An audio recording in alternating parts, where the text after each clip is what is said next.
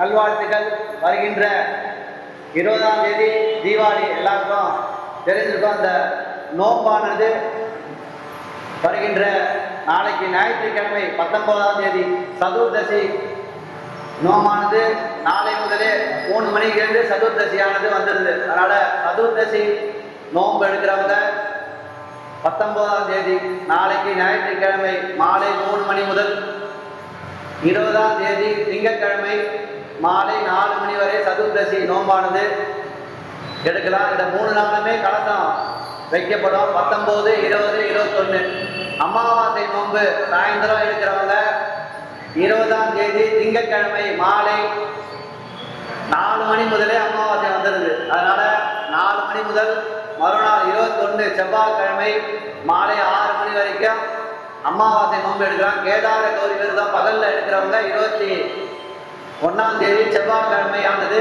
அன்னைக்கு கேதார கௌரி விரதமானது அன்னைக்கு தான். அதனால அமாவாசை நோன்பு, சதுர்தசி நோன்பு, மிச்ச நோன்பு எடுக்கிறவங்களாம் 19ஆம் தேதி நாங்கள் நாளைக்கே கலசம் வச்சிருவோம். 19, 20, 21 3 நாளும் கலசம் வச்சிருப்போம். கோயில் திறந்திருக்க நேரத்தில் வந்து எடுத்துக்கலாம். நடுவில் ராவுகாலத்தில் நாங்கள் கூட்டியிருப்போம். செவ்வாய்க்கிழமை ராவுகாலத்தை திறந்துருக்கோம். அது முடிஞ்சு அதுக்கப்புறமும் எடுத்துக்கலாம். செவ்வாய்க்கிழமையும் 3 நாளுமே கலசம் வைக்கப்படும். சதுர்தசி நோம்பானது நாளை 3 மணி முதல் மாலையில் எடுக்கிறாங்கன்னா நாளைக்கு 3 மணிக்கே எடுத்துருந்தோம். அடுத்த நாள் திங்கட்கிழமையானது மாலை 4 மணி முதல் அமாவாசை. அதனால் அமாவாசை நோன்பு, கேதார கௌரி நோன்பும் வந்து 20ஆம் தேதி எடுக்கலாம். 20ஆம் தேதி அமாவாசை நோன்பு எடுக்கலாம். தீபாவளி நோன்பு எடுத்துக்கலாம். 20ஆம் தேதி 21ஆம் தேதி 2 நாளும் எடுத்துக்கலாம். அதனை தொடர்ந்து பார்த்தீங்கன்னா எல்லாருக்கும் தெரிஞ்சு சஷ்டி விரதமானது வருகின்ற 22ஆம் தேதி பிரதமை முதல் ஆரம்பம். சஷ்டி விரதம் 6 நாள் நடைபெறும். நித்தியப்படி எல்லாரும் விரதம் இருந்து சாயந்தரம் அபிஷேகம் பார்த்து அதுக்கப்புறம் அந்த விரதத்தை முடிக்கிறதுனால எல்லா விதமான முருகப்பெருமானுக்கு இருக்கிறது எல்லாருக்கும் இப்போ ரொம்ப நிறைய பேர் இருக்காங்க. ரொம்ப சந்தோஷம். அதனால் எல்லா விதமான சந்தோஷங்களும் எல்லாருக்கும் நோய் நொடிப்பு எல்லா விதமான குடும்பத்துக்கு தேவையான எல்லாமே நடக்கணும்.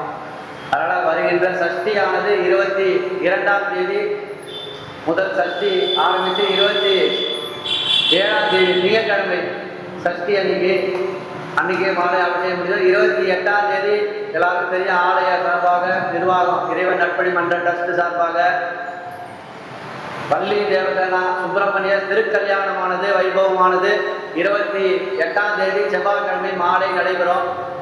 வீட்டில் சுபகாரியம் நடைபெறுது. கல்யாணம் ஆகாதவங்க மங்கள காரியங்களுக்கு அந்த கல்யாணத்தை வந்து பாருங்க. அதுக்கு உபயோகம் கொடுக்குறவங்க முன்னாடியே ஒரு மினிமம் 1000 ரூபாய் கொடுக்குறவங்க நிர்வாகத்துக்கு கொடுக்கலாம், யார்கிட்டையும் கொடுக்கலாம். முன்னாடியே பேர் கொடுக்குவாங்க.